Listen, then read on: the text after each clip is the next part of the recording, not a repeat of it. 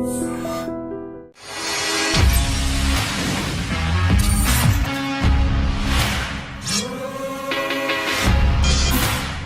And welcome to another episode of Ramuism. ఎలా బ్రతికావో ముఖ్యం, ఎంతకాలం బ్రతికావని కాదు అని ఒక పెద్ద మనిషి అంతే.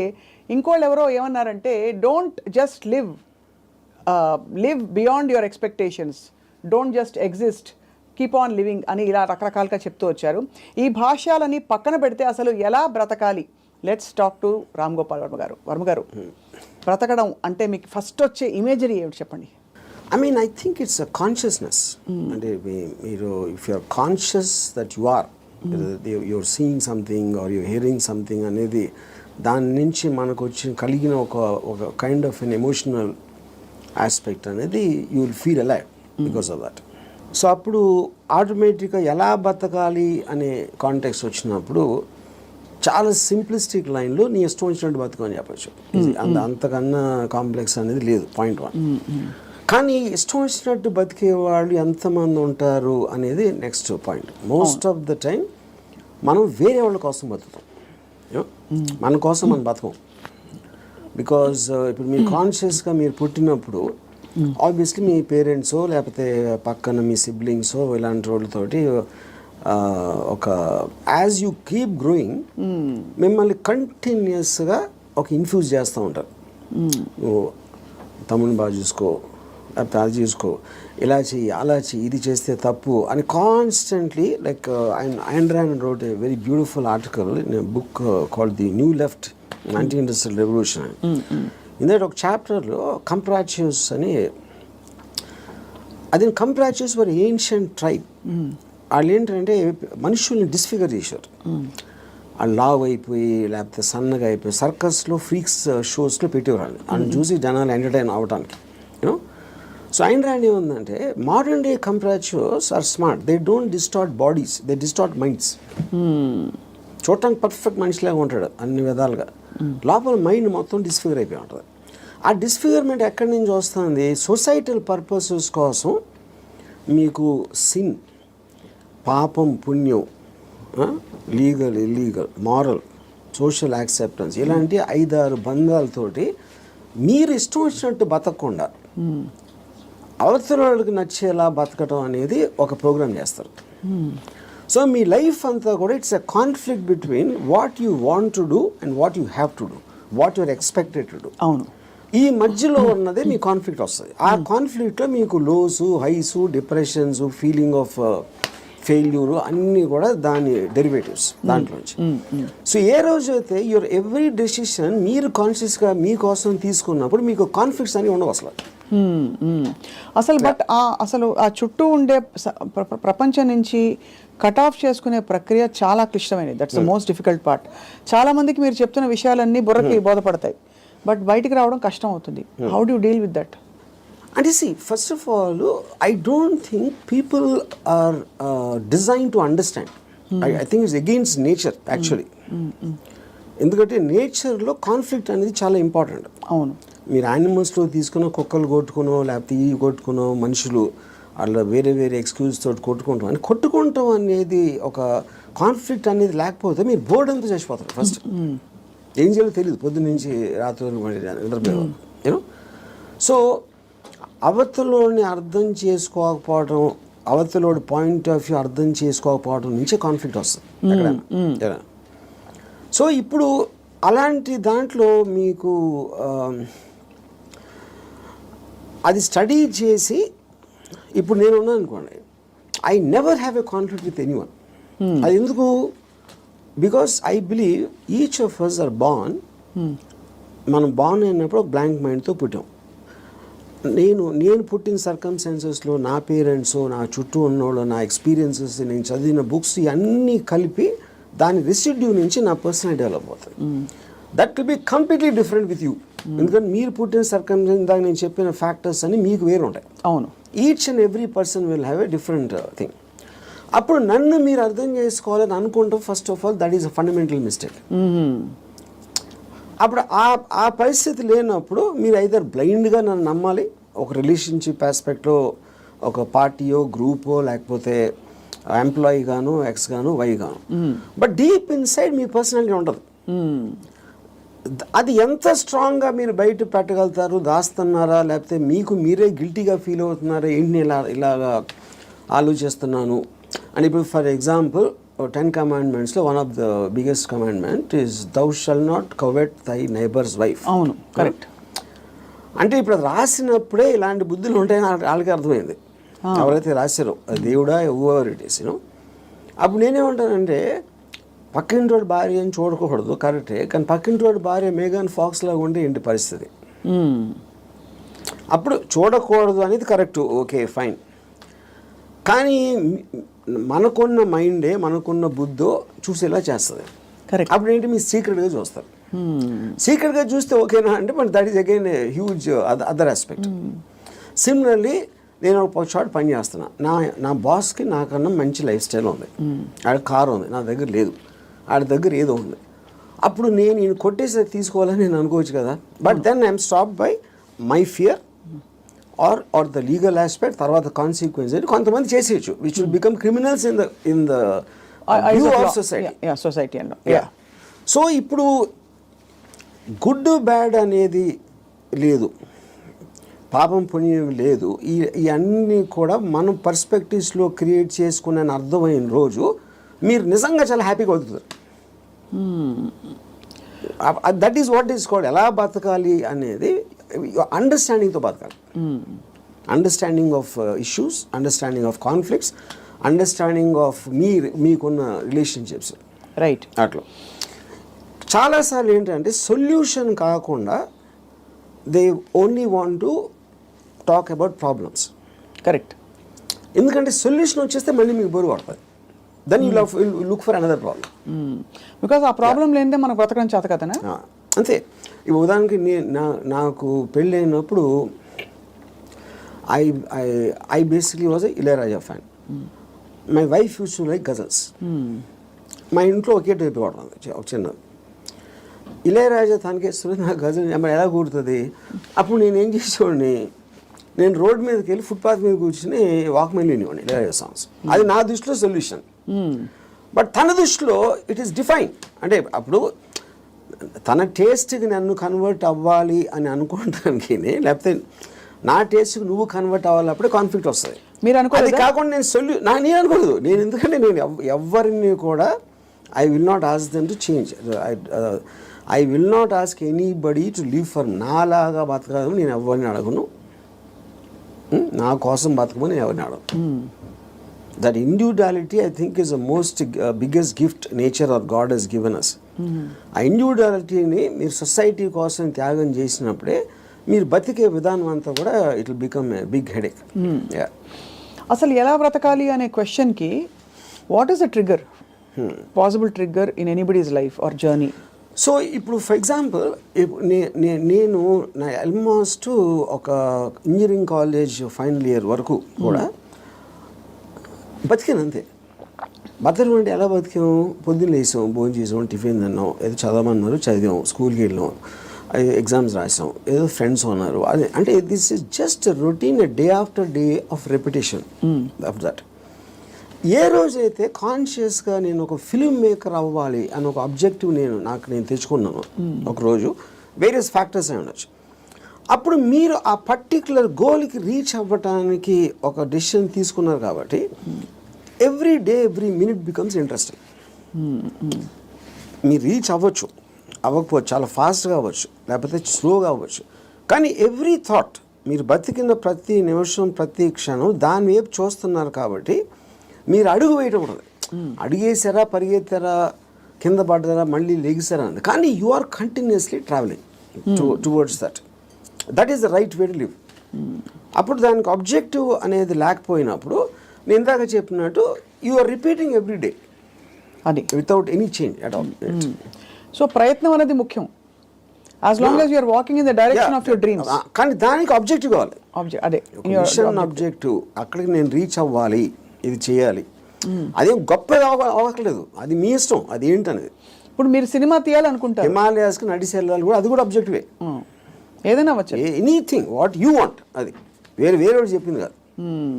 మీరు ఫీల్ అయ్యి ఇలా చేస్తే I will just have my happiness ఏదో మీరు అనుకున్నప్పుడు that process of living becomes completely different compare to just repeating everyday. మీ దృష్టిలో అలా అనుకోవడానికి రోజువారీ చర్యలకి there is a conflict, because ఈ రోజువారీ చర్యలన్నీ కూడా సొసైటీనో ఇంకో కండిషనింగ్ ముసుగులో కొట్టుకుపోతున్నాం. సో అక్కడి నుంచి there is a distortion in the objective and the ఇది అంటారు. ఇదో ఇంట్రెస్టింగ్ పాయింట్. ఇప్పుడు మీరు ఆబ్జెక్టివ్ అనేది it should never be a person. అంటే ఇప్పుడు నేను నా భార్యను ప్రేమిస్తున్నా, లేకపోతే నా కొడుకు కోసం, లేకపోతే ఎవరు అనదర్ హ్యూమన్ బీయింగ్కి రిలేటెడ్ ఉన్న దానికి ఆబ్జెక్టివ్ అనేది దట్ ఈస్ డేంజరస్. ఎందుకంటే that person is subject to change. అంతే కదా. యా, కానీ మీరు ఫిల్మ్ మేకర్ అవ్వాలంటే అది నా కంట్రోల్లో ఉంది. నేను మంచి సినిమా తీయగలుగుతాను, తీయడానికి ఎంత ట్రై చేస్తాను, ఏం చేస్తాను అనేది. What is in your control and only you can fail it, the other person cannot fail you. Yeah, correct. Me effort, me attempt అనేది మీ చేతిలో ఉంటుంది కాబట్టి you will never feel a sense of failure. ఇప్పుడు human రిలేషన్షిప్స్లో మీరు ఒక వ్యక్తిని నమ్ముకుని ఒక భార్యనో భర్తనో లేకపోతే ఒక ఫ్రెండ్నో లేకపోతే ఏదో అలాంటివి చేసినప్పుడు వాళ్ళు సబ్జెక్ట్ టు చేంజ్ కాబట్టి మీ 20 years 30 years జర్నీ తర్వాత one fine day you will be nothing. So అమ్మ కోసం ప్రేమగా పెంచి వాళ్ళని పెద్ద చేసి వాళ్ళకి చదువు చేపించి పెళ్లి చేసి ఫైనల్గా మిమ్మల్ని ఒక తను తాంతాడు. అప్పుడు it means wasting everything because that person change, you did not. Yeah, correct. Yeah, so that cannot be a driving being should never be the objective. Yeah, so what could be an objective then according to you? Like this, see, నాకు చాలా డబ్బులు సంపాదించాను, నేను హిమాలయాలకు నడిచి వెళ్ళిపోతాను, లేకపోతే అసలు ఏ పని చేయను, అది that also can be objective if you are conscious about it. You know, అప్పుడేంటి మీరు నేను అనుకోండి, I look forward to every time I wake up in the morning. I just get a pleasure to see that this is what I can do. This is what I'm supposed to do today. These meetings now for X and Y. Continuous excitement on that. So excitement is the actual point. You know? Right. Excitement is an emotion actually. If you look at it, you know, మీరు ఇప్పుడు అంటే purely happiness sadness అనేది they're associated with memories. They're about degrees. అది correct. ఒకరోజు సాడ్గా ఉండొచ్చు, ఒకరోజు హ్యాపీగా ఉండొచ్చు, ఒక మూమెంట్ ఇది మారచ్చు. Excitement also can be negative but still it makes you feel alive. Correct. Yeah, because excitement is negative because it is temporary. Yeah, I mean, see, you have taken a decision where there is a certain risk, for example. But still that is exciting. Correct. Me adrenaline rush అయితే వస్తుంది కదా మీకు. So continuous excitement feel అవటం is the best way of living. ఎలా బతకాలంటే ఎక్సైట్మెంట్తో బతకాలి, one single word. అప్పుడు అది మీకు ప్యాషన్ ఇస్తుంది. You might yourself be psyching yourself up, but there is nothing wrong with that. మీరు ఒక దాన్ని ఆస్వాదించాలి అనేది ఆబ్జెక్ట్లో ఉండదు, అది మీరు ఫీల్ అయ్యే దాంట్లో ఉంటుంది. ఇప్పుడు నేను ఇంజనీరింగ్ కాలేజ్లో సినిమాకి వెళ్తే థియేటర్కి ఎంటర్ అయ్యే ముందు నాకు ఎక్సైట్మెంట్ ఫీల్ అవ్వండి. It was almost as strong as sexual excitement. అంటే ఒక ఏదో చూసేస్తున్నాను అక్కడ ఏదో అయిపోతుంది అని ఒక అడ్రినలిన్ రష్ ఉండేది నాకు అసలు. And not only necessary films, it could be anything which excites me on a interesting ఆస్పెక్ట్లో. ఆ ప్లేస్కి వెళ్ళటం, లేకపోతే ఏదో ఒక ట్రావెల్ ఆస్పెక్ట్, ముదుమలై ఫారెస్ట్లో నడిచి వెళ్ళటం, everything I will create. And ఇప్పుడు అబ్జెక్టివ్ కూడా మీకు లాంగ్ టర్మ్ ఉండాల్సిన అవసరం లేదు. Objective can be short term. ఈ మంత్ ఎండ్ లోపల ఇది చేయాలి అంటే ఆ మంత్ అంతా కూడా మీకు ఎక్సైట్మెంట్ ఉంటుంది. Then you can change it to some other objective. Some other objective. So ఈ ప్రాసెస్లో నా లైఫ్ అయ్యే లోపల, నేను చచ్చిపోయే లోపల ఇది చేయాలి అలాంటి ఆబ్జెక్టివ్ అవసరం లేదన్న. ఈ ప్రాసెస్లో పొద్దున్న లేసి ఎక్సర్సైజ్ చేసి రోజుకి 10 push-ups అది ఇంక్రీజ్ చేసి 40 push-ups that also is an objective. చాలా మందికి నాకు ప్రపంచం చూసేయాలి, I want to travel and experience new things అని అవన్నీ ఉంటాయి. కానీ అడ్డొచ్చేవి ఏంటంటే కుటుంబం, భార్యను తీసుకుని వెళ్ళాలి, ఆఫీస్లో బాస్ లీవ్ ఇవ్వడు, చేతిలో డబ్బు లేవు, ఇవన్నీ. So how do you make peace? ఇది పాయింట్. ఇంకొకళ్ళ కోసం బతకటం అనేది that is the first thing nobody should. ఎలా బతకాలి అంటే ఇంకొకళ్ళ కోసం బతకూడదు. ఇందాకేమన్నా నువ్వు ఇష్టం వచ్చినట్టు బతకాలన్నా, ఇంకొకరి కోసం బతకపోవటం అనేది ఫస్ట్ చేయాల్సిన పని. అది ఎలా బతకాలంటే, అంటే భార్య రాకపోయినా ఎవరైనా సరే, anybody except for you, nobody is important. ఇంకోళ్ళ ఇంపార్టెన్స్ ఏంటంటే మీ హ్యాపీనెస్ని ఇంక్రీజ్ చేస్తాడు. దానికి యాడ్ అయిన వాళ్ళు they are worth it. Any time they subtract it or they create a pressure, they should be out of your life.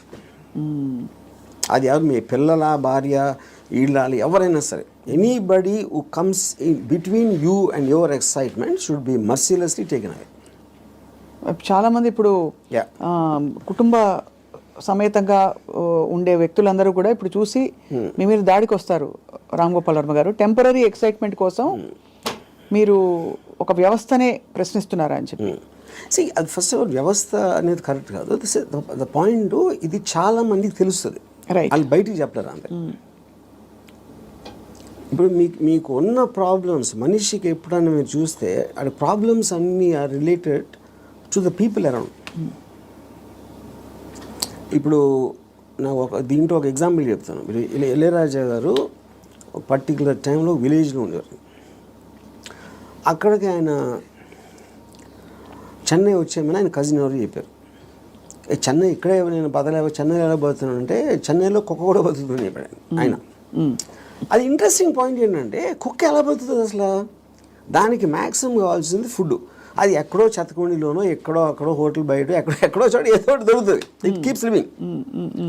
అదే కుక్క ఫ్యామిలీ ఉందనుకోండి, ఆ పిల్లలకి వెళ్ళి పెట్టాలి, అది పెట్టాలి అంటే that becomes the pressure point. మీకు ఎప్పుడు రెస్పాన్సిబిలిటీస్ మీరు తీసుకున్నప్పుడు ఉండదు. ఇప్పుడు నీష్ ఏమనంటే, like a camel is man, he kneels and lets himself be laden with burdens of responsibilities, you know, and then when the going is tough, he says, yeah, life is hard to bear, but all he has to do is to shrug the load off and run. ఇప్పుడు షగ్గింగ్ the load అంటే మనకేంటి, ఎంతసేపు పిల్లల్ని చూసుకోవాలి, తల్లిదండ్రులు చూసుకోవాలి, పక్కన చూసుకోవాలి, వాళ్ళని చూసుకోవాలి, ఈ రెస్పాన్సిబిలిటీస్ అన్నీ పెట్టి అదే మహానుభావుడు అని మీకు ఒక లేబుల్ వేసి పెట్టారు. కాబట్టి మీ మనసులో మీకు ఇష్టం లేకపోయినా అది మీరు చేస్తారు. అది చేసినప్పుడు ఏమవుతుంది, the negative energy will be building inside you, because you're doing what you're suppose to do, not what you want to do. నా భార్యని నేను సినిమాకి తీసుకెళ్ళాలని నాకు అనిపించినప్పటికీ ఉన్న డిఫరెన్స్కి, తీసుకెళ్ళకపోతే చంపుతుందిరా బాబు అని చేసుకోవడం, అప్పుడేంటి, తన కోసం చేస్తున్నా. Right. I'm hating every moment of that journey to go and sit in the theater, to come outside. But if I want it, I am having pleasure because నా decision నాది కాబట్టి. మరి నీ సుఖమే నేను కోరుతున్నాను కాన్సెప్ట్ ఉంది. Suppose somebody derives real happiness or high in making another person happy, then what do they do? ఇది అంటే అప్పుడు అతను అనుకున్నట్టే కదా, my happiness is coming out of some one which is my decision only. అదే decision మన దగ్గర ఉండాలి, అది డెసిషన్ మన దగ్గర ఉండాలండి, అంతే కదా. యా, ఎందుకంటే అందరికీ రోజు నిత్యం ఏదో సాధించాలి అని గోల్స్ ఉండకపోవచ్చు. ఎవరో ఏదో అనుకుంటారు, ఎవరో ఏదో బాధపడతారు, ఎవరో ఏదో కోపగిస్తారు అని వాళ్ళ కోసం చేయటానికి ఒక ప్రెషర్ తోటి మీకు అనిపించేయడానికి ఉంది కదా డిఫరెన్స్. యా, ఈ హోల్ ప్రాసెస్లో బిగ్గెస్ట్ డెటరెంట్స్ హ్యూమన్ రిలేషన్షిప్స్ అంటారా, రిలీజియన్ అంటారా, లేక లెథార్జీ అండ్ ప్రోకాస్టినేషన్ అంటారా? What is the biggest challenge మీ దృష్టిలో? ఐ ఫీల్ అంటే ఇప్పుడు రిలీజియన్ అనేది, బికాస్ పాపం పుణ్యం అనేది they are going to be measured when you die. పాపం పుణ్యంకి ఏమి లింక్ చేశారు, స్వర్గం నరకం, యూనో, అది ఇప్పుడు నేను పోయినప్పుడు వస్తుంది. అది మాట్లాడతాం కానీ that is not a big thing. What is the biggest thing is the reactions of the people around. ఎందుకంటే మీరు ఇంటరాక్ట్ అయ్యేది మనుషులే కదా. సో వాళ్ళేదో అనేస్తారు, వాళ్ళు ఏదో అనుకుంటారు, అనేసారు అని అంటారు. Constantly it is that pressure, people around. అందుకని people around are the biggest problem creators. వాళ్ళని కేర్ చేయని రోజు మీకన్నా హ్యాపీ పర్సన్ ఎవడో ఉన్నాడు. అదేదో ఎలా ఉందంటే, ఇప్పుడు నన్ను ఎవరన్నా చాలా తెలివైన వాడు అన్నాడు, ఇంకోటేమో పెచ్చినా కొడుకు అంటారు. And both of them are correct. ఎందుకంటే వాడి పర్సెప్షన్లో అతనికి ఉన్న నాలెడ్జ్ వాటి, నేను సేమ్ పర్సన్, కానీ అతను నన్ను చూసే విధానం ఇందాక నేను చెప్పిన ఎగ్జాంపుల్ లాగా వాడి వరల్డ్లో నేను వేరు. So I will be tolerant to that. ఇప్పుడు ఆడు పొగిడాడు అని నేను, ఎందుకంటే నేనేంటో నాకు తెలుసు. నేను అనుకునే దానికన్నా మీరు ఎక్కువ పొగిడితే మీరు ఫూల్ అనుకుంటాను. అనుకున్న దానికన్నా మీరు తను క్రిటిసైజ్ ఎక్కువ చేసిన ఫూల్ అనుకోండి.